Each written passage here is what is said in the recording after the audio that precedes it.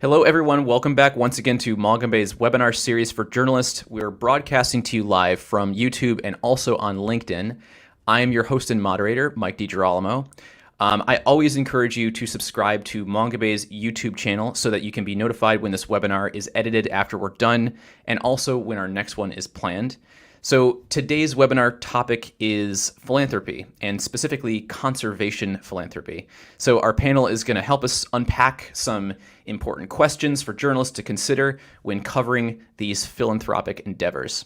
But before I introduce our panel, I always like to remind you that if you want to stay on top of all the opportunities and job openings at Mongabay, we encourage you to sign up for our email newsletter, which you can find on the opportunities page at mongabay.org. And of course, we're always seeking your pitches. So if you have a story idea that you want to pitch to us after viewing the discussion today, please send us your idea via the subject heading Special Reporting Projects, which is on the opportunities page at mongabay.org. But we also encourage you to pitch your story idea to other outlets if you're not going to pitch it to us. So like we always do on these webinars, we have 10 or so questions that we're going to get through today. At the conclusion of the hour-long session, we're going to open the floor to your questions. So if you have any questions that you think of during the this broadcast, it's completely okay to just drop them in the chat on the platform that you're tuning in on. Both LinkedIn and YouTube will allow you to do that, and I will flash your question on the screen. With that said, I'm going to go ahead and introduce our panel, starting with Holly Jonas. Holly is an international lawyer with more than 15 years of experience with local and international nonprofit organizations. She is currently the global coordinator of the ICCA Consortium, a membership-based association that serves the global movement for territories of life. Holly, thank you so much for joining us today. Thanks for having me, Mike. Pleasure to be here. And also joining us today is staff writer for Inside Philanthropy, Michael Kavate. He covers climate grant making and billionaire philanthropy, focusing on American foundations and donors. He spent 7 years at grantmakers concerned with immigrants and refugees, where he co-wrote multiple reports and sign-on letters and was part of the founding team of the UndocuFund. Michael, pleasure to have you. Thank you for joining us. It's an honor to be here. Glad to participate. So once more, just to reiterate, we'll be giving each panelist an opportunity to address each question, and then we'll be holding a 15-minute or so Q&A session at the end. So if you do have a question, go ahead and drop it in the chat, and then we'll address it at the top of the hour. And just as a reminder, you will be able to view this entire webinar on demand on our YouTube channel within 48 hours, and I will edit the upload with timestamps roughly about a day or two after. If you registered, you'll be receiving a publication notice directly to your inbox, and we will publish a link to this webinar on the blog at mongabay.org. So with that said, let's get started. So pretty simple question, but an important one. What are the biggest stories in conservation philanthropy right now? There's, the Protecting Our Planet Challenge, but are there other stories that you think journalists should really be focusing in on?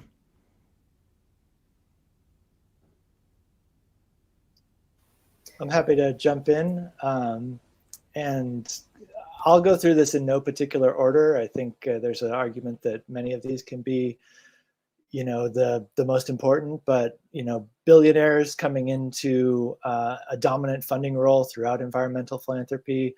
A lot of that's around climate, but that also relates to conservation, as those are inextricably intertwined. And then Protecting Our Planet Challenge, like Mike mentioned, there's just this proliferation of pledges of all sorts, and I think some of those relate to conservation directly or explicitly, and some indirectly, and that's a complex nest of different numbers and lengths to untwine. Then you've got this expanding number of intermediaries, both within traditional funding regions like the US and Europe, and then within kind of most of the rest of the world, particularly Latin America, Africa, but really everywhere across the world. And you have new intermediaries, you have long-time operators, and that's just another complexity of this field. And that again, extends beyond, so many of these themes extend beyond conservation philanthropy into environmental philanthropy writ large, but they play out within both. And then, a few more would be like indigenous-led protection has been a big topic within philanthropy, and a greater openness to funding and a greater recognition of the role that those communities have always played. Then, and we'll get into more of this later, so I'll just touch on it, but whether it's the broader localization or what do you call it, DEI, JEDI, DJ, or just simply racial equity, those questions are reverberating, particularly in the US, throughout society, throughout philanthropy, throughout all of environmental philanthropy, and, of course, also conservation philanthropy. Thanks very much, Michael. Yeah, so maybe just to build on what Michael has shared. So I think it sometimes seems like the Protect Our Planet Challenge is the biggest story because these are, the big numbers, the big pledges, they grab the headlines, right? There's name recognition or brand recognition with the people behind these big pledges or their organizations behind the big pledges. But I think a lot of the time, the coverage maybe doesn't go very far beyond the initial numbers of those pledges, how much X or Y has pledged per se. And quite frankly, I don't know if billionaires need more help with free media coverage and public relations. So I think what the public really needs is more critical and more in-depth coverage of the ideologies and the approaches behind their kinds of philanthropy, the billionaire pledges and so on, how they're being rolled out in practice, where the funding's actually going and so on, which I'm sure we'll get into in this conversation today. So definitely digging much more deeply into those pledges, I think is something that we need in journalism right now. And as Michael said, I think there's a huge proliferation in a really positive way of a whole range of other kinds of funding mechanisms. And those tend to be much more closely linked to, if not directly embedded within, the communities they seek to serve, whether that's indigenous-led funds, feminist funds, environmental justice ones, Black-led funds, and so on.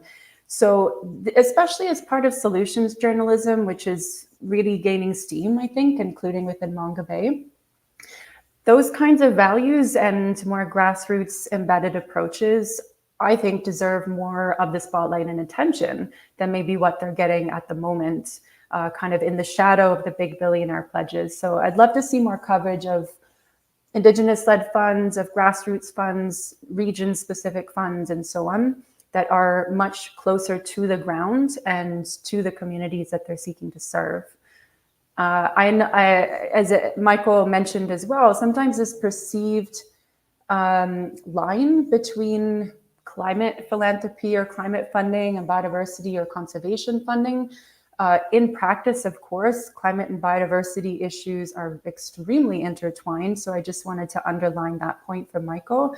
And also I would add to that, there is not a clear line at all between environmental and human rights or social justice issues. So again, I think when you have a funder or a philanthropist saying, oh, we are funding climate issues only, oh, not that human rights thing over there, I would definitely question that and dig deeper into, again, what is their ideology? What are the biases and values that they might be coming into the picture with that perhaps need to be deconstructed and changed so that they are really tackling the issues, the systemic and structural injustices and issues that really need to be addressed in an integrated manner. Thanks for sharing, Holly. So we started to get into some of the more critical questions that we want to be asking, but let's dive right into it. So, what are some more critical questions that you think reporters should be investigating? Like Holly, you just mentioned, where is the line towards human rights protection rather than just biodiversity protection or just climate protection? So, what are some more critical questions that you both think journalists really need to be honing in on? Michael? Sure. I think that one thing that came up as Holly was speaking was when you get more specifically into conservation philanthropy, you have this question of what is its place in a world that, funders are finally seeing the intersectional reality that we all live in. That's more and more kind of common to be voiced and to be acknowledged and to attempt to address in funding. And not that people haven't always known that, but it hasn't always shown in the funding, and it's been more a la carte and isolated. And I think working out kind of for a reporter of how to address that question in their coverage of these stories is important. You also have, I think it's that simple request, like who makes the decisions? Where is the money going? Over what timeline? These very basic reporting questions that are true for anything are really come back again and again on how to cover, how I approach at least covering conservation philanthropy or any other type of environmental philanthropy. And it's that classic line of follow the money and figure out who has power, and talk to people who both have power and don't have power, and you'll get a richer story from that. Yeah, so I would pick up on that again. And so in addition to follow the money, I think the other key question, which is extremely closely, very, very closely linked, is follow the power. So follow the money and follow the power in funding for climate conservation and so on. And so if we're looking specifically within the funding piece, I would say the funding and the power, follow the money, follow the power are kind of two sides of the same coin, no pun intended. So we could look at perhaps three broad questions if we're investigating follow the money piece in particular. So where is the funding coming from? Who is making decisions about how it should be used and by whom? And then what are the nuts and bolts of the funding itself? How is it being used? So maybe just to elaborate briefly on those 3 points. So if we look at where the funding is coming from, there are lots of different ways that philanthropy can be structured, let's say, kind of administrative homes for that, which in itself, there are some questions around transparency and accountability, depending on that setup. A key concern, I would say, among a lot of movements and grassroots organizations as well, is that a lot, if not all, philanthropic wealth at some point comes from the very same extractive industries that really underpin our planetary crises. So if we're looking at maybe private or family foundation that's really seeking to fund conservation and climate action, a key question, I would say, is are they also actively divesting from these harmful industries, or are they perhaps actively or passively upholding the status quo? Some even might be actively opposing eliminating subsidies, for example, for fossil fuels and other harmful industries. Are they backing the organizations that are really addressing systemic injustices, or are they going for kind of status quo, don't rock the boat approaches? What proportion of their profits are they directing towards philanthropy, and how much are they dispersing each year? Are they directing as much of their wealth as possible to addressing the crises that we have now, or are they only dispersing the minimum required by federal law, particularly in the US? So those are some of the questions we could look into in that first bundle of, where is the funding coming from? Within the second one, who is making decisions about how the funding should be used and by whom?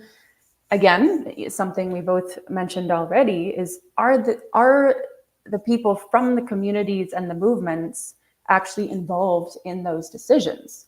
Or perhaps is it just someone who happens to have a lot of money and privilege and thinks that because of that, they know how to address their particular pet cause, whatever that might be?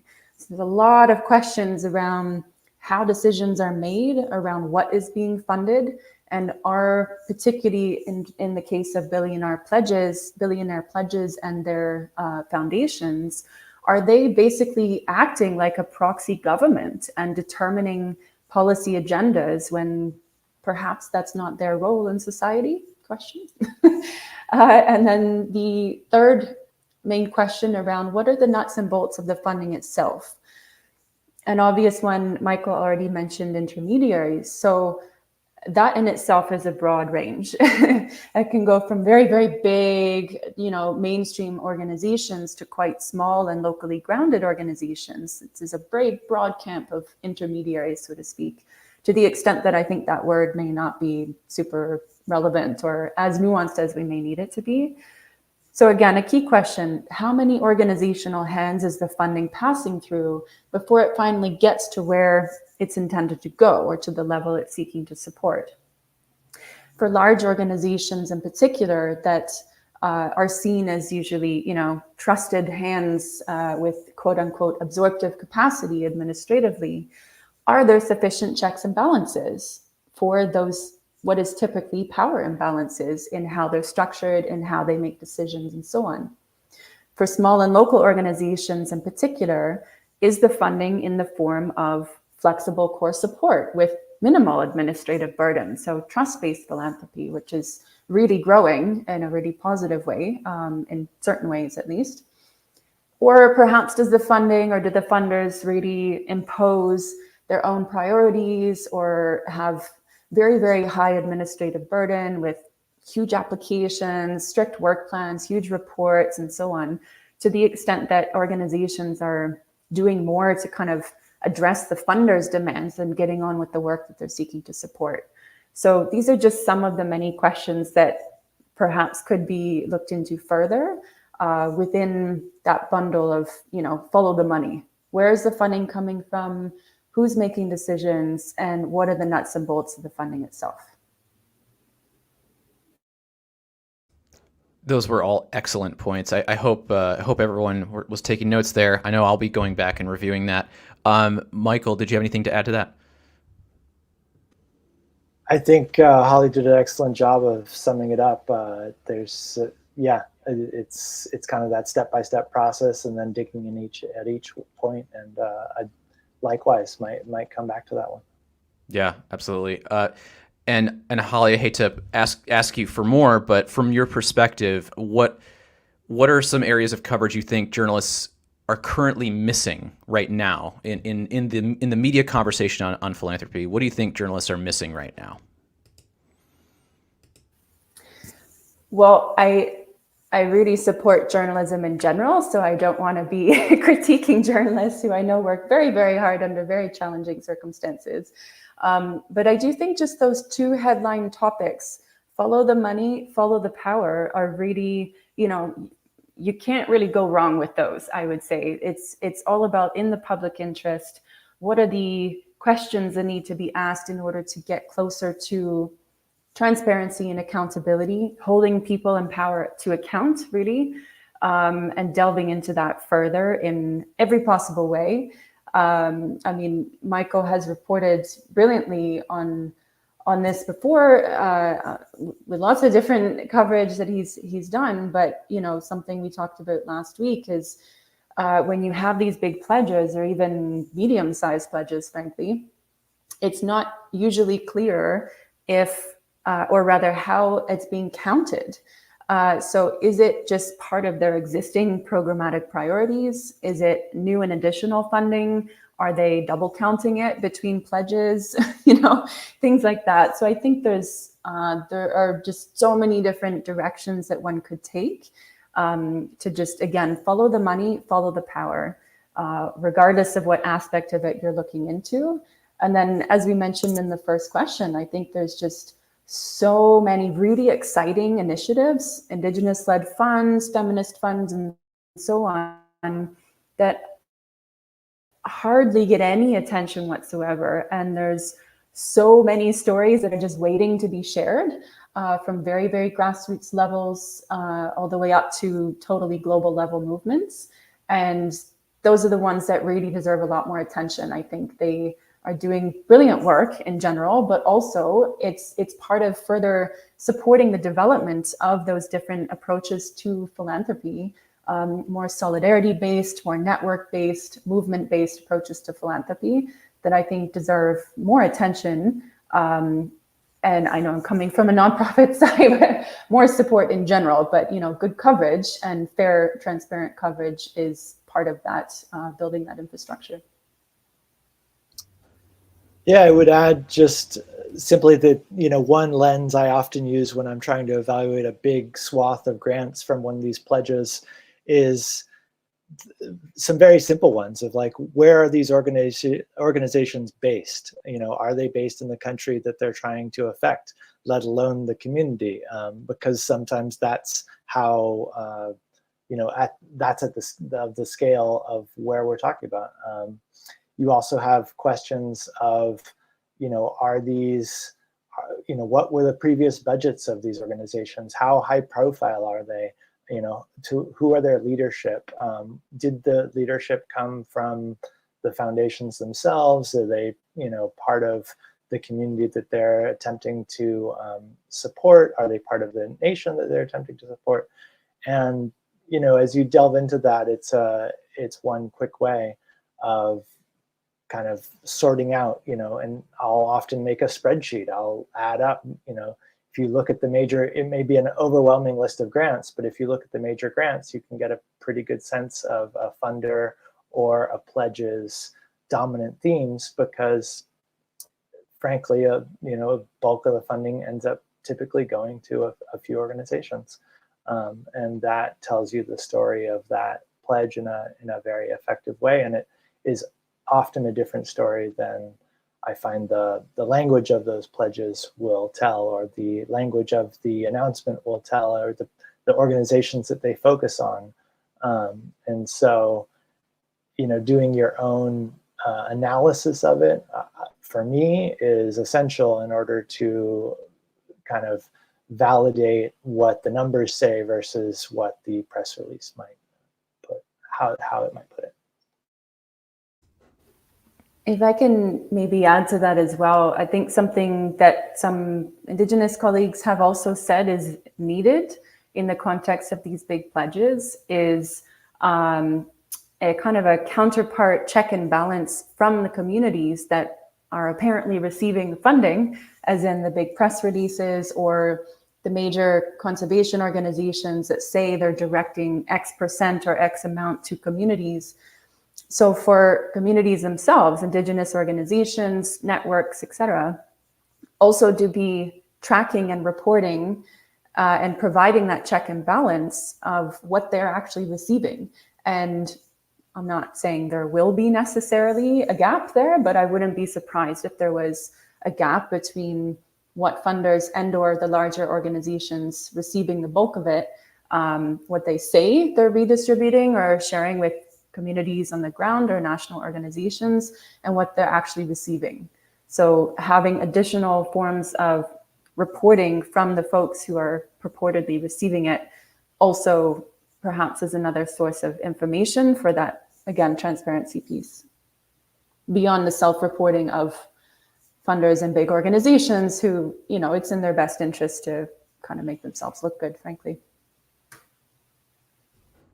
All excellent points. Thank you both. That was a great list of some topics that reporters should also keep in mind. Michael, what are some tools that you use to investigate a philanthropy that you think other reporters should be using?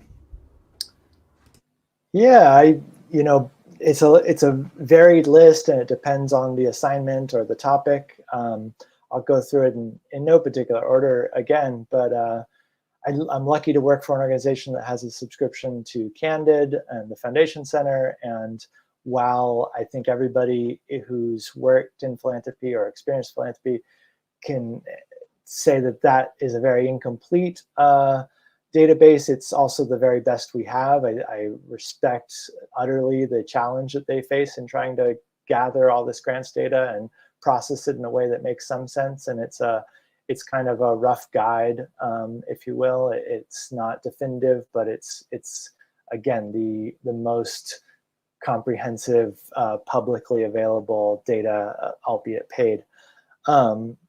ClimateWorks has a lot of data that's of high value, obviously in a climate sense, but that crosses into conservation, as we've touched on. So there are various reports. I think they're one of the more well-resourced outfits tracking these things. I've written about the various third-party efforts, and that's like, you have a huge range there from Giving USA to governmental tracking organizations to new kind of AI or algorithmic-based tracking to members-only things like the Environmental Grant Makers Association in the US, and then their European counterparts have some degree of tracking. And so far, I've just been focusing on the numbers side of this and just working out how much money is flowing and where. But if you're diving into a particular philanthropy in the US, I strongly recommend learning how to read a 990. I did this by simply Googling guides and reading all of them, and then ultimately finding and connecting and building relationships with experts who could answer kind of my more particular and unique questions. And then, I do think, if all of this is new to you, I would say that the kind of classic journalistic tool of just talking to as many people as possible will always serve you. That's obvious advice, but by asking people where they get their data and asking them, about these stories, you'll just keep adding to your list of experts, your list of resources, etc. And then obviously there's the Google searches. There's things like the nonprofit, ProPublica's Nonprofit Explorer, which allows you to search by people and by keywords. And so you can, again, if you're looking at within the US, you can kind of pull up persons of interest, etc. It's a plug, but if you happen to be an Inside Philanthropy subscriber, we have, it's not me, but it's a whole bunch of other people do a whole database as well, and that's something else you can use. And I also frequently go to the Chronicle of Philanthropy. I'll search their website and see what they've written. I think searching up all the possible stories that have been written, that's where I get a lot of my information and context and history, because there's, these things have been often written about for ages, and knowing that history, just as with any reporting, is so valuable to covering it accurately and comprehensively. Thanks for sharing, Michael. Holly, actually, did you have any to add or any databases that you wanted to share as well? No, I think I think Michael's done a great job with that one. Yeah. All right. We're going to move on to our next topic here. So just for some context here, critics of biodiversity pledges and philanthropy, they say that many of these pledges, they can entrench fortress conservation, which is a concept which we can explain more in detail. But Holly, you've spoken with Mongabay about this before and how funds are typically funneled to large conservation organizations with brand recognition. So you said to Mongabay, quote, "What needs to happen is actually the opposite, more localization and more diversification, including to indigenous-led funds and movement-based organizations with actual grassroots legitimacy and accountability." So what are some examples where you think localization of funding with robust accountability was achieved? So I can speak to some examples. I can't comment on to what extent they have robust accountability per se. I haven't investigated that myself, but that would be a great question for journalists around the table here. But yeah, I think, there's a lot of debate these days, which is really good. There's been debate for many years, of course, but more mainstream debate about what is conservation and who does conservation, and conservation for whom and for what purposes, etc. So I think those, the typical kind of not barriers, but the typical kind of definition of conservation has evolved a lot and changed a lot in the past few years in particular, especially with advocacy around the new global biodiversity framework when that was being negotiated in the UN Convention on Biological Diversity. lots of organizations and indigenous networks and so on were advocating for something that we've been referring to as the third pathway. So in the main target on area-based conservation, this is the 30 by 30, the kind of infamous 30 by 30 target. A lot of people think that's only referring to protected areas, but it also includes this other thing called other effective area-based conservation measures and indigenous and traditional territories. And this third pathway is very intentionally there in order to underscore there are many different ways in which indigenous peoples, local communities, lands and territories and resources might be recognized. And they may choose to have that recognized in a kind of typical protected areas framework nationally. They may not, for many, many reasons, which I'm sure a lot of folks here know. So I think that also links to biodiversity funding or conservation funding. So of course, we're going to have a lot of funding, probably the vast majority, will continue to go to mainstream status quo approaches, which very unfortunately, and since the start of modern conservation, has been very tightly linked with a lot of human rights violations and injustices, building on centuries of oppression, attempted genocide of indigenous peoples, and so on. And this continues to this day. This is not something that happened in the 1950s, 60s, 70s, post-independence from the British Empire and so on and so forth. This is very much still happening today, unfortunately. And it's ramping up in some places as we have this, more and more kind of competition, let's say, for natural resources, for physical space for people to live within with dignity. And a lot of folks who are most closely linked to lands and resources are indigenous peoples whose entire identities, cultures, and ways of life are inherently linked to where they are with their territories. So when we have increasingly militarized approaches to conservation, that is going to come into conflict more and more, even more so. And we also have examples such as in Tanzania, for example, with Loliondo. Some of you might be familiar with the violent forced eviction of a number of Maasai pastoralists from that area in Tanzania. In some ways, it was reported as in the name of conservation.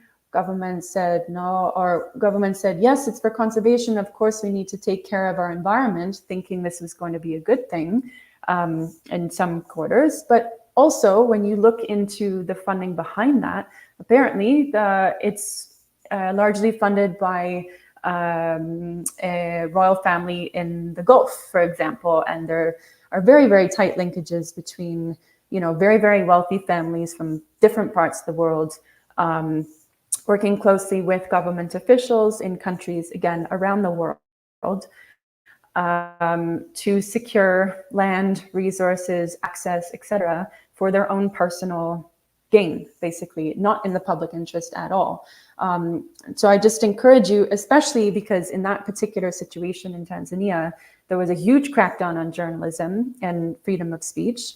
And so the narrative that was coming out was only the narrative from the government, which may or may not have been reflective of what was actually happening on the ground. So I totally appreciate it's extremely difficult circumstances and context to do proper journalism, but try to be creative around that and see, is this narrative that's out there actually what's happening, or is there something else happening?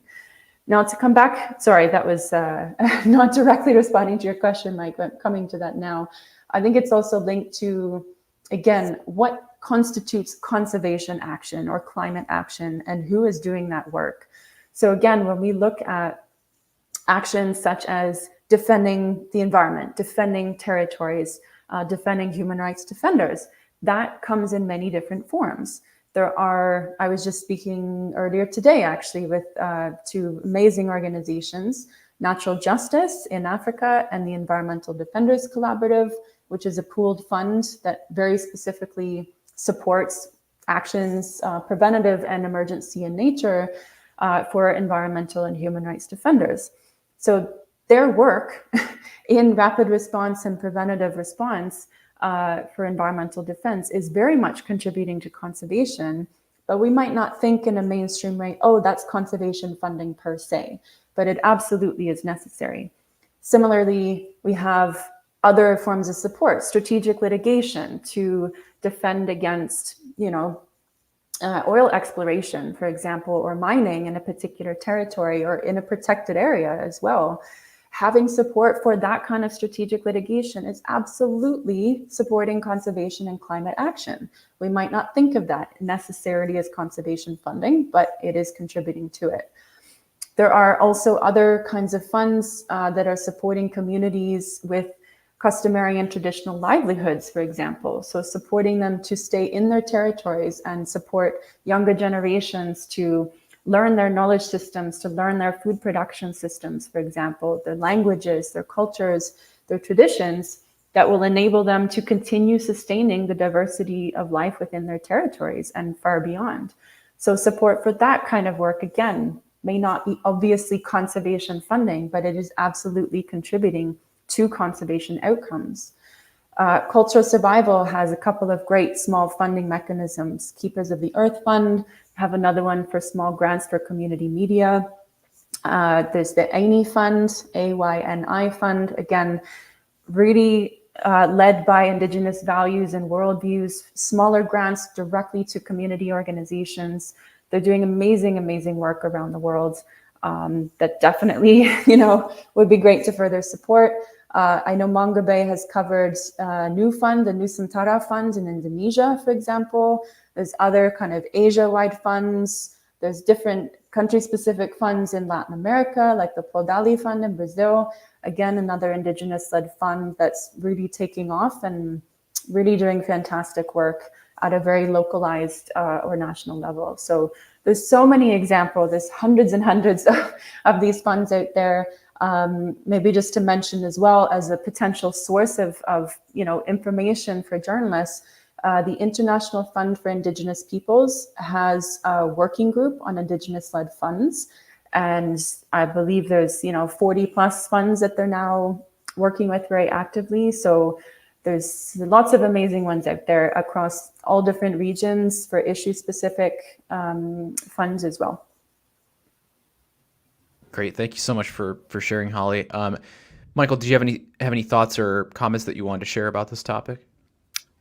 Yeah, as someone who I still feel quite new to conservation philanthropy and to covering environmental philanthropy overall, I started 3.5, nearly 4 years ago. And I see the questions around fortress conservation kind of as an illustration of, or a reminder to question the current dogma. You talk to folks in conservation philanthropy and they'll say, we used to do conservation or fortress conservation. That was more common 10, 20 years ago. Obviously, some people in some ways still practice it today. Now you have a more climate-oriented conservation, a more, to certain degrees, more people-centered approaches. You also, coming back to kind of the indigenous-led land protection funding that is increasingly available and common. That's something that's been around for ages, but is only starting to be accepted. So clearly, like these massive institutions with that are literally kind of piles of money that get doled out each year, they have incredible expertise. They have some of the leading experts. They ignore some of the most long-running expertise that exists in our world, and they've taken utterly wrong paths that they now reject. So it's a reminder, we can all say this about ourselves, right? What we did in the past was wrong, and maybe we've learned. And as we cover philanthropy, I think it's all kind of a metaphor for saying, is what's happening right now seeming to answer these questions? How much has it progressed from what we did before, and how much will we look back on it and see that it was misguided? And those, I attempt as someone who's new to kind of look back and look forward as I write and talk to people who have that experience, and also that experience that's outside of those kind of traditional channels, to help me look back and look forward, because everything I say today is basically someone with more experience and has taught me over this reporting time I've been in this beat. And so that's what this topic brings up for me, is that constant need to question the current mode of doing things and wonder if there's another way, and listen to the people who say, yeah, we should try this. If I can just add a tiny bit more. So I think in addition to all that, really love that point, Michael. And I would say, again, another aspect of not obviously conservation funding would be funding for the communications work around that shift in the paradigm as well. So the stories that are typically told are the stories told by the big guys, the big conservation organizations that have huge media, PR, public relations teams, and so on. A lot of smaller organizations might have one lonely communications person, if that, and they're very, very overworked and so on. So I think there's also, again, as we kind of broaden our understanding of what counts as conservation funding, or what conservation funding can and should be used for, I think backing communications, backing journalism itself actually is super important in turning the tide of what is the narrative, or what are the many narratives around what conservation is, or what it should be, or who should it be done by, so to speak. And what are the kinds of extremely diverse actions that are happening all around the world every single day that generally don't get a lot of attention, if anything, because all of the oxygen is taken up by the ones who can kind of pay for the big ad campaigns.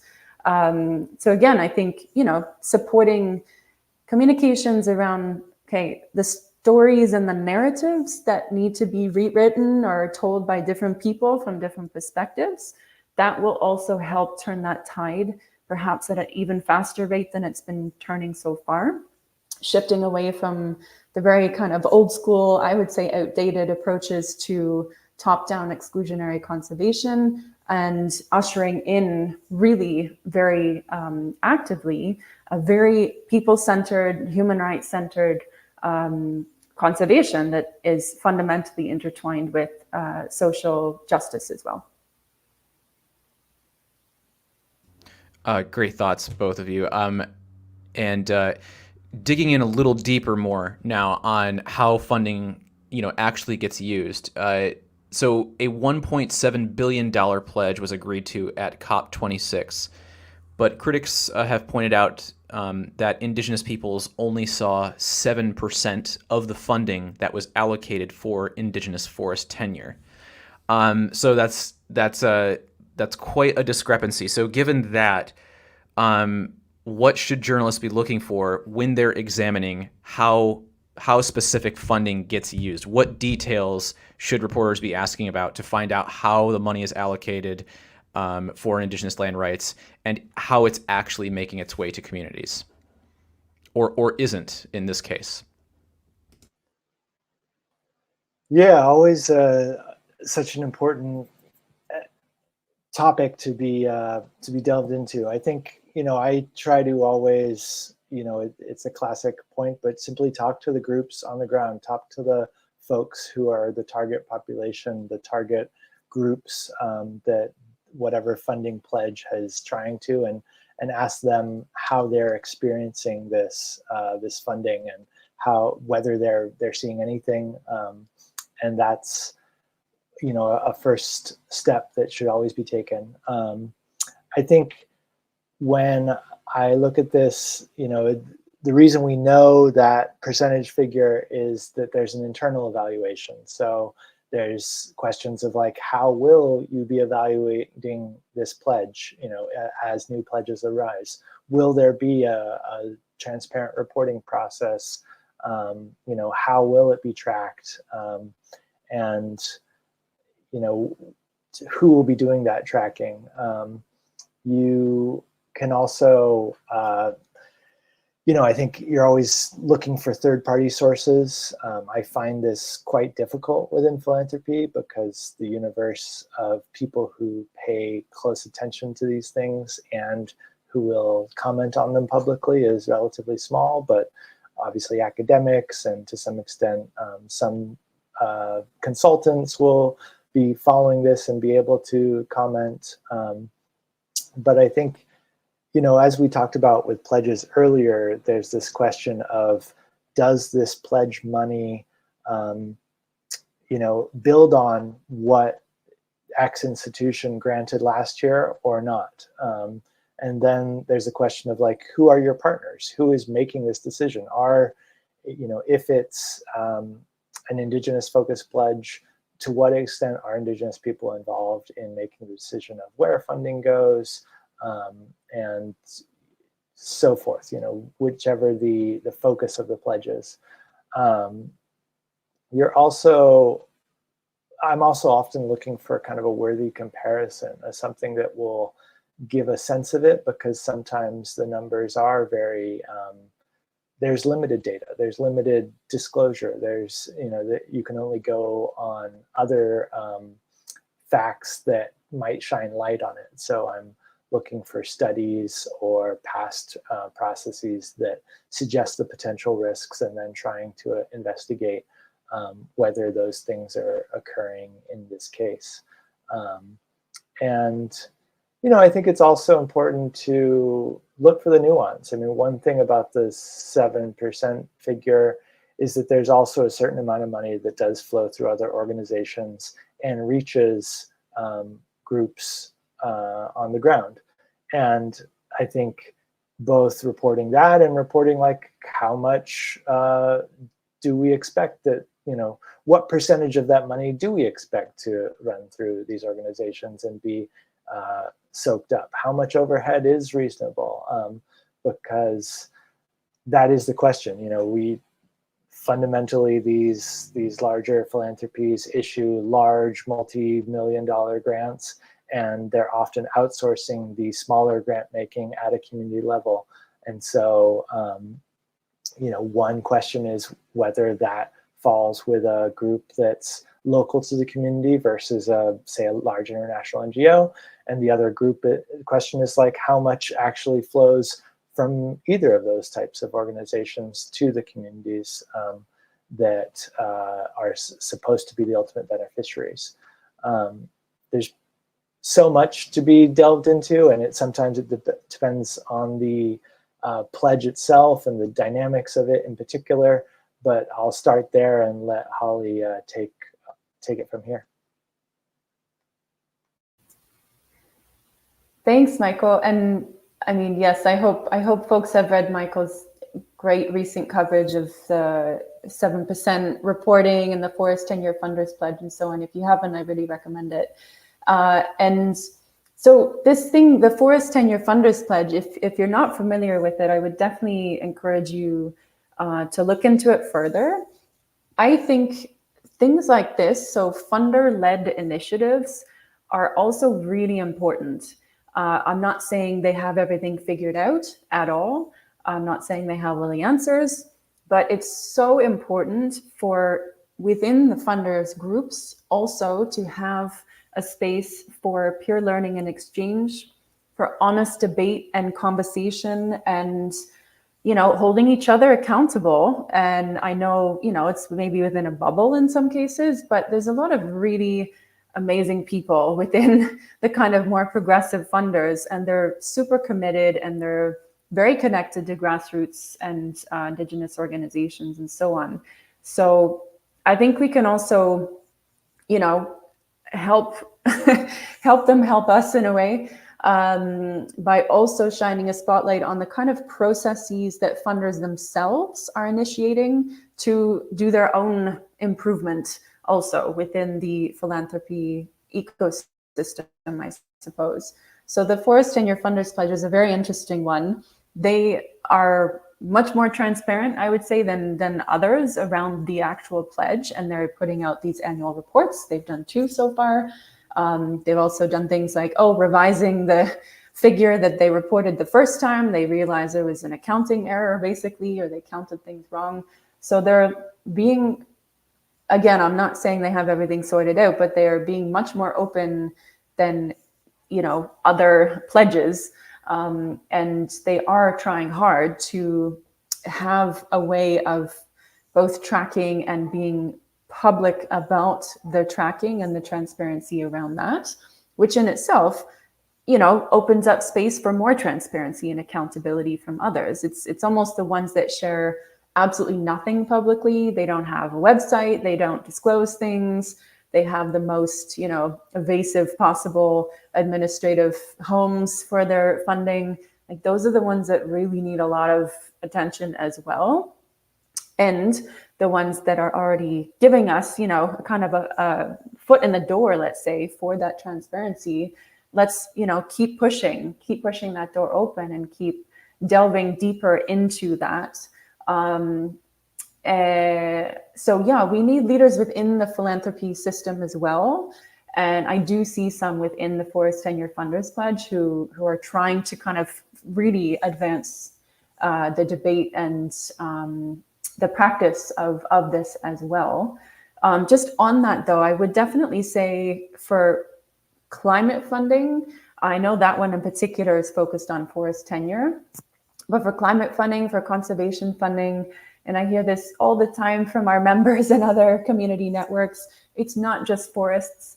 There are so many other ecosystems that are critical for climate mitigation and adaptation and for conservation more broadly.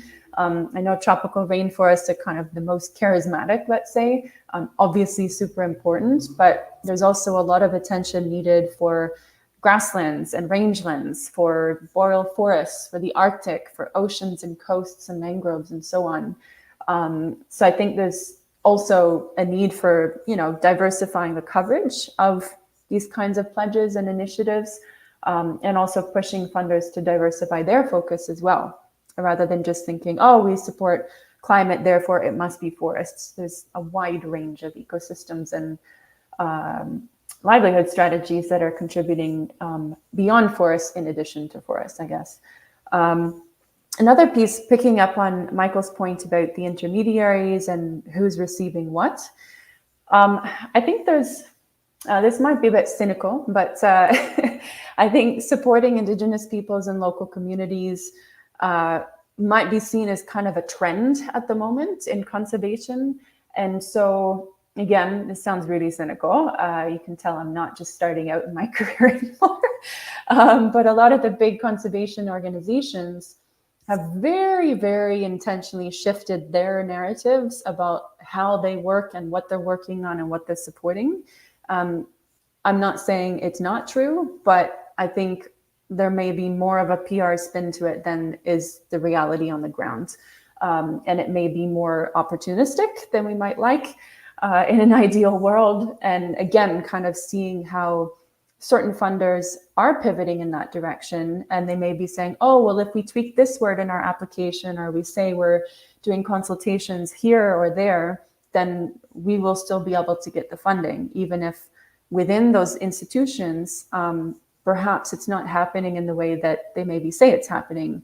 So I think if for journalists who are looking at different sources of information through Candid or otherwise, if you're looking at grant agreements, for example, or if you're looking at descriptions of a project or a grant that a conservation organization is receiving, just dig a little deeper or a lot deeper and go beyond the headline and look at what is the organizational culture within those big institutions, and look at the capacities within those big institutions to actually put into practice what they say they're going to do or what they say they're doing.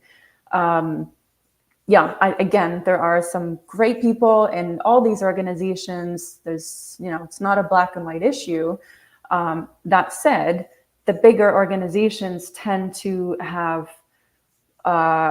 less internal motivation to shake the boat or to rock the boat or to do things radically differently. They typically go for quite big sources of funding from quite wealthy individuals who also have their own biases and perspectives on what conservation is and how it should be done. So yeah, the bigger you go with the organization, the less progressive they're typically going to be, and the more inertia against radical change internally in their organizational cultures. So if you're looking for more progressive approaches, more progressive organizations, look for the medium, smaller size ones, and the ones where there is leadership through all levels of the organization that are really committed and have kind of personal proclivities towards, social justice and human rights considerations. And it's not just something that's kind of said in a press release when it's good for them, but it's actually in their DNA as an organization. It's in their capacity within their teams. It's throughout the entire organization. And it's not just a kind of opportunistic public relations thing because it's the current trend. So I think delving a lot more into that and interrogating those narratives or the buzzwords that a lot of conservation organizations are now using, I think will help again with that transparency and accountability around this piece. Again, not saying that those groups are not doing good stuff. A lot of them are, but I think, we need a healthy dose of critical thinking and a bit of cynicism to dig below the headlines. Yeah. Those are fantastic points, Holly. Thank you so much for sharing that. Before I move on to the last question we have, Michael, did you have any more thoughts that you wanted to add on to that? I will jump in and say I would be remiss, and I apologize I didn't correct this earlier, but the reality is that the most recent report put the percentage at 2.1%, and they corrected that prior percentage downwards to 2.9%. And I think that's actually, to me, a huge mark of confidence in this type of mechanism, this open and transparent reporting, to see someone, take a already kind of dire figure and show that it's lower than that. And this report, this Forest Tenure Funders Group report, serves exactly as that kind of comparison that I think you can bring to other pledges and say, are you going to do something like this? Do you know this number? Do you know, these percentages? That helps and kind of provide a funder or pledge group that exists that doesn't have this level of transparency. Example of, here, your peers are doing this, and kind of I've seen in my limited time covering philanthropy that efforts like this, whether it's Green 2.0, and these are somewhat outside of the conservation space, but adjacent. Green 2.0 covering environmental philanthropy writ large and trying to get philanthropies along with their nonprofits to reveal the various demographics of their staff, or you have things like the Climate Justice Funders Pledge that is trying to get people to commit to transparency around what percentage of their climate funding is going to BIPOC-led groups, and trying to get them to commit to sending at least 30%. These type of efforts, give you a spotlight to shine on other organizations that aren't doing it that way, or note that they aren't participating in this, or that there is this other pledge with this report. And I think that kind of comparative work in this journalistic space is very helpful to show that there's a different way of doing things. And jumping a little bit sideways to another point that Holly made is, absolutely, the people who work for all levels, all types of foundations, are often they are more expert in this than me. They've been working in it longer. They're very well-meaning people. They're dedicating usually their lives to something that pays less than were they to work in industry, etc. And that also means that often they're pursuing the solutions that their lives have worked for them, the kind of approaches and change methods that, the systems and structures that let them get to those kind of high-level positions are the same that they pursue. And so, I think it's that just as, we all have a limited aperture, or we're exposed and expert in what we know, and that too, philanthropy. I had an interviewee, a philanthropist himself, saying something like, grant makers do not spring fully formed from the forehead of Zeus. A little reference to Greek mythology, and yeah, it's like there are these human actors pursuing answers in the way they best know how, and as journalists,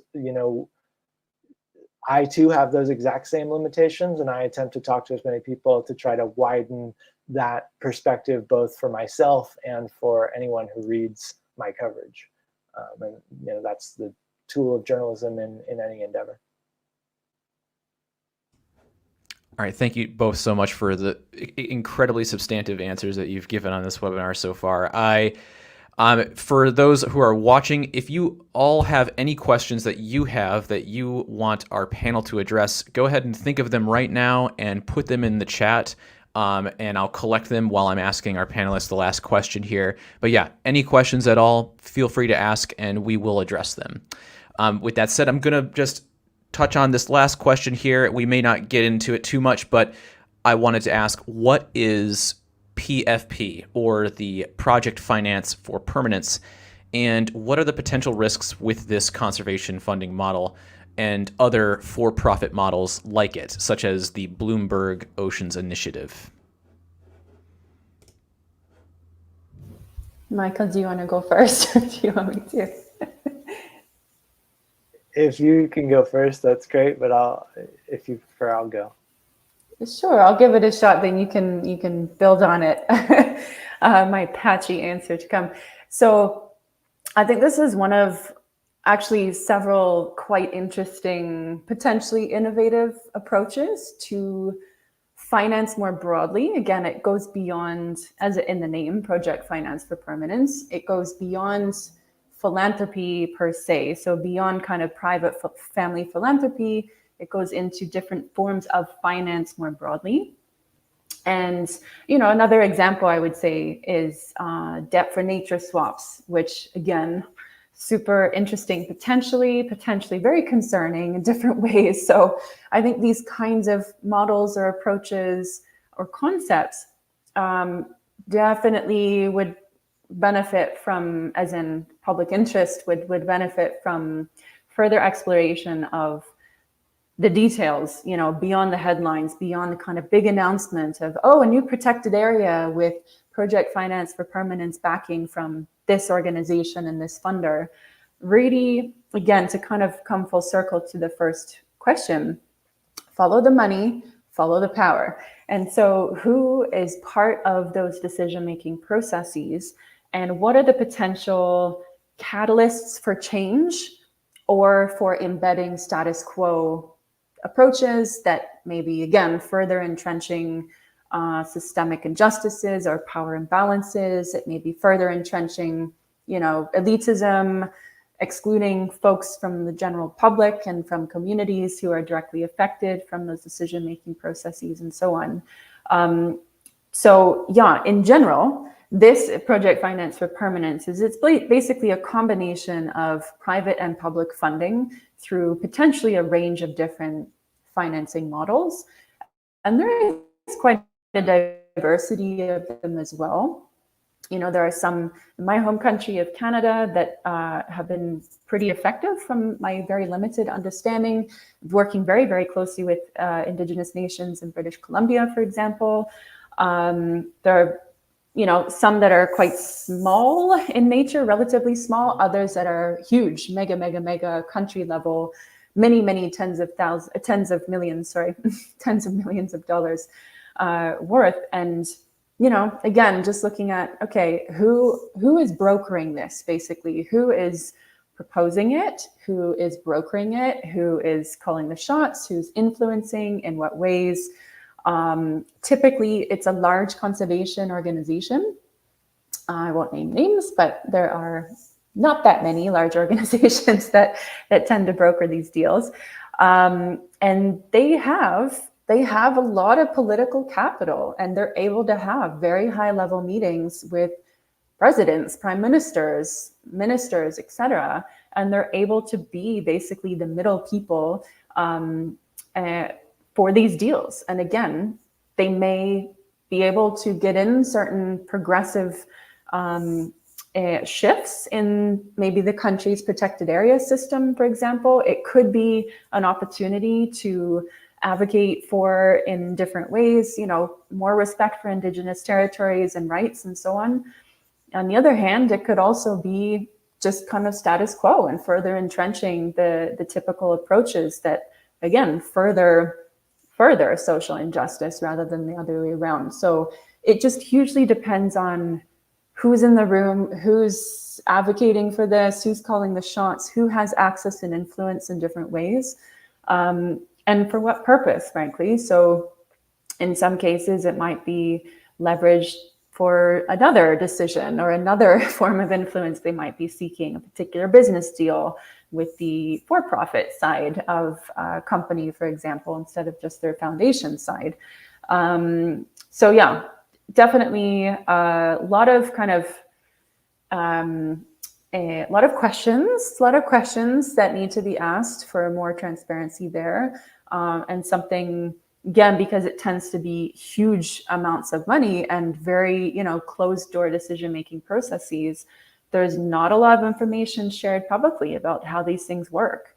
So I think there's a huge need for more in-depth reporting, very sensitive, nuanced reporting as well. And ideally from folks who are in the countries where these initiatives are happening. A lot of the time it tends to be organizations as well as funders from outside of those countries that are kind of, coming in at quite a high level of government to influence, again, pretty high level decisions. Again, could be catalytic in a positive way, depending on who's there, what they're advocating for, could further entrench existing injustices. Thank you so much, Holly, for that great summary. I'm glad you can offer a cogent, kind of quick summary of permanence, but also that more in-depth and consideration of its potential boons and drawbacks. Since I haven't covered project finance for permanence specifically, I really feel like I don't understand it that well myself, but I will say that in reporting on this sector and its history, so much of the themes you raised up are how I approach this. There is fundamentally, whether it's conservation or climate writ large, there's this enormous pool of private capital, right? That's much bigger than what governments have to bring to the table. It's much bigger, certainly, than what philanthropy can. And there's this growing number of efforts in various ways, as you said, to tap that capital. And the question is, this falls into that category that I mentioned earlier of solutions that folks at elite institutions turn to because they are the kind of high-level solutions that have worked for them or that they've seen work, but often have damaged or at least left behind folks who are not included in those conversations and in shaping those choices. And that feels like such a fundamental element of both philanthropic and environmental action, and certainly conservation action of all sorts. And so, yeah, I really appreciate that Holly focused on, these have potential to be huge tools and not. Sometimes there's a tendency, and I probably fall into myself, of bemoaning these efforts and wishing everything would happen kind of without these sort of structures or mechanisms. And yet, to some degree, these sort of arrangements will be needed, and it's about who is involved in shaping them and in what form do they take place. And historically, we know that the people with the least power have not been involved in making these kind of big, far-reaching agreements and decisions. And so, whether or not philanthropy is pushing to bring those new decision makers, those ignored decision makers into the room, into the debate is a key question. And I'll emphasize that all those opinions are certainly not some opinion of my own, but just one that others have who've kind of like suffered under this very reality have repeatedly cited and explained to me. But I'm excited for the potential of these, and I also think it's important to question how they're set up and in what manner is philanthropy engaging. Are they just trying to make them happen, or are they trying to make them happen in a different sort of way? Mike, can I just add a little point? Sorry, I know we're kind of past the talky time and need to get to the questions. I think another dimension of this, when we're looking at the kind of public-private finance for conservation purposes or climate action as well, also it's really important to zoom out and look at the broader kind of finance system in that particular country or kind of internationally. So when we're looking at, for example, the amounts of funding that countries are often seeking to support quote unquote conservation or climate action versus the amounts that they're already subsidizing the harmful industries, I mean, it's like massively different amounts here. So another important piece of the puzzle in terms of journalism or aspects that would very usefully be covered is looking at kind of conservation, climate finance in the context of the broader kind of financing system in a particular country or, between countries, if it's a kind of bilateral approach. So I'll put my own country on blast, Canada. If we have, for example, the overseas development assistance is dedicating X number of tens of millions of dollars for conservation on the one hand, hopefully a really positive thing. But on the other hand, if they are directly subsidizing to the tune of hundreds of millions, if not billions of dollars per year, fossil fuel industries, mining companies, including in countries where they're funding conservation work, we have to look at that and say, I mean, how does this make sense? This is insane. So again, the kind of looking at it in context is really important.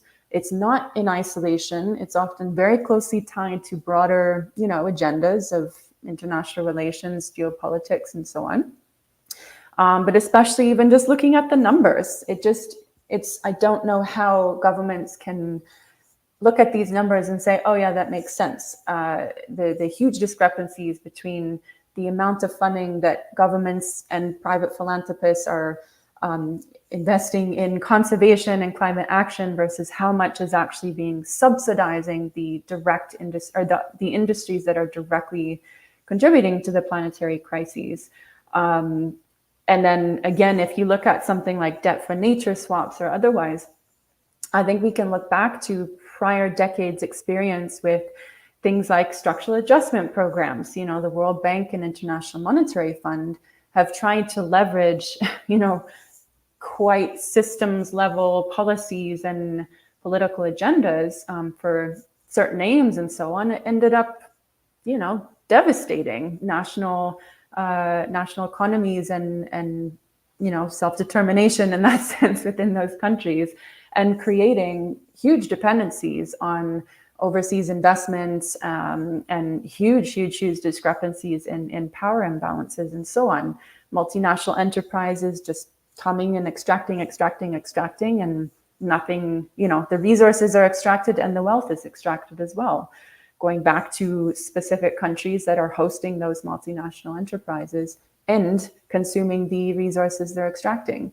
So I think we have to look at also that broader kind of global context of that history and the kind of global economic and financial / investment systems within which conservation philanthropy exists as well.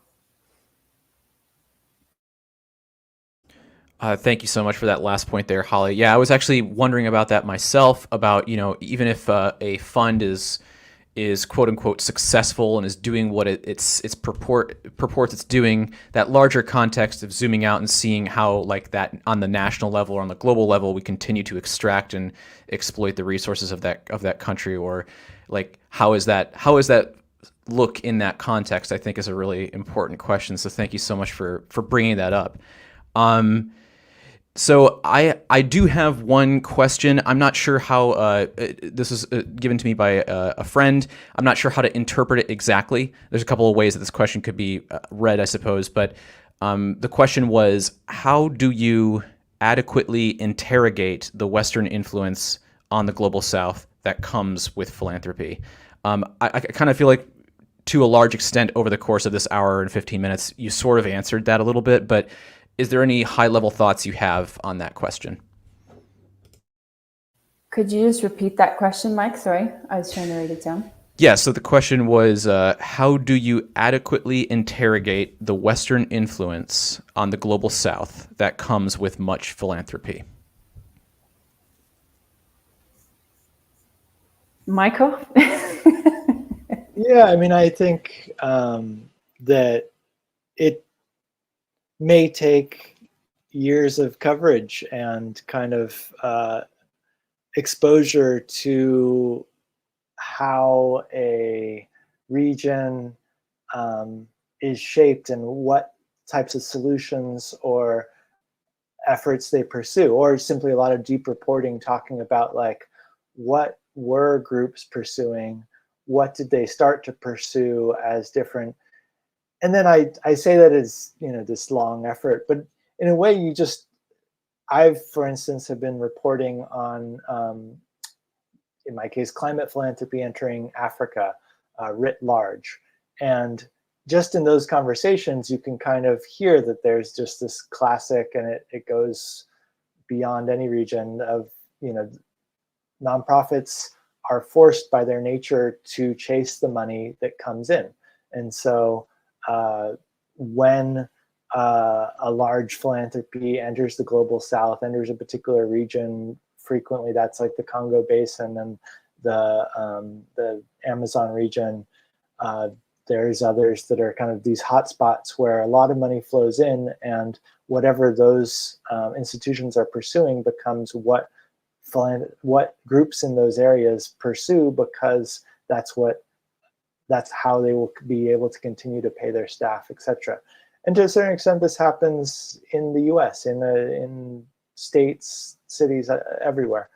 And so like trying to talk to the people to understand what the longer term trajectory of the civic society of nonprofit ecosystem has been will help you kind of see that influence and tease out what it was that, you know, Foundation X or this group of foundations was pursuing and how that impacted it. And yeah, I think, you know, there's also, you could pursue a positive side of this. There's capacity building that takes place. There's, you know, accounting structures and you know, systemization that occurs.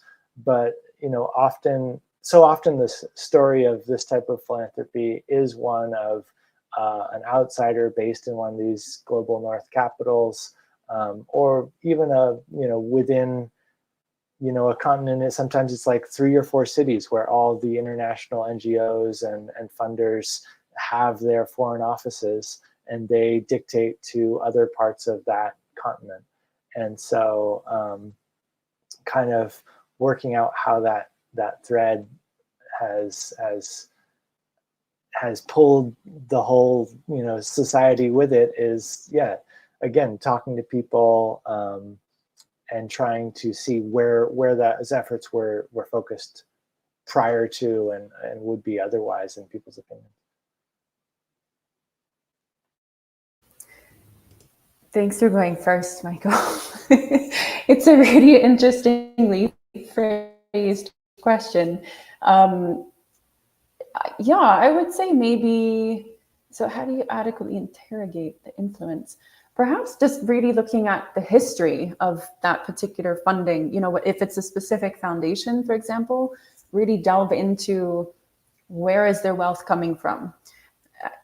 on what industries is that wealth based, essentially? What kind of investments are they making in order to continue growing that wealth or using that wealth for philanthropy or other purposes? So I think a lot of the kind of historical side of things, what's the backward looking legacy of that particular foundation or family, let's say, not just in terms of the mechanics of the funding itself and where the wealth is coming from, but also the ideologies and the value systems and the worldviews on which their philanthropy is based.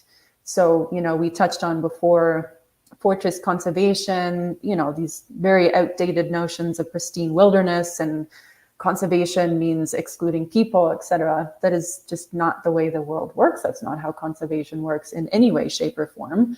But there are still a lot of family foundations and so on that really are predicated on that very outdated mindset and that image of the world and how the world works, etc.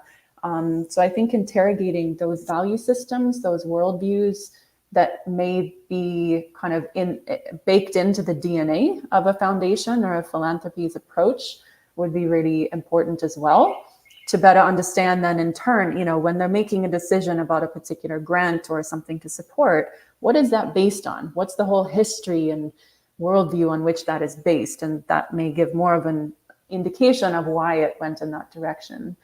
But then, even, I think perhaps this kind of perceived dichotomy or binary between like West and global South, I don't think it's that clear, as in it's not that black and white either.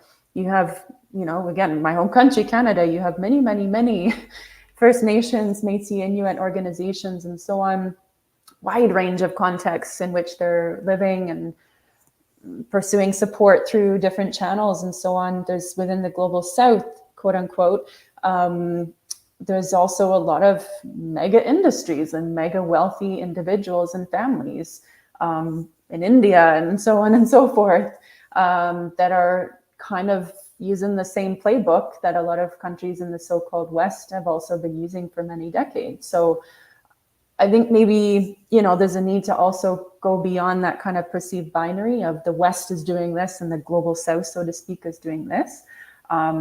Obviously, yes, there's centuries literally of certain major power imbalances and injustices there.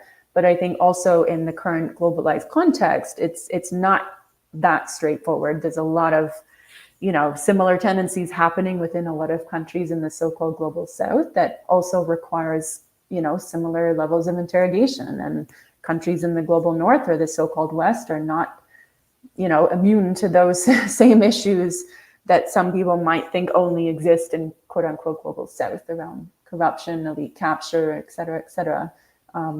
So I think, maybe looking at more the issues as opposed to it being unique to a geography or a geopolitical bloc or something, that I don't know if those boundaries are really as straightforward as we might think sometimes. Those are excellent answers to that question. Thank you both so much. Listen, that is a quite a substantive discussion. I will definitely be reviewing this conversation for my own work.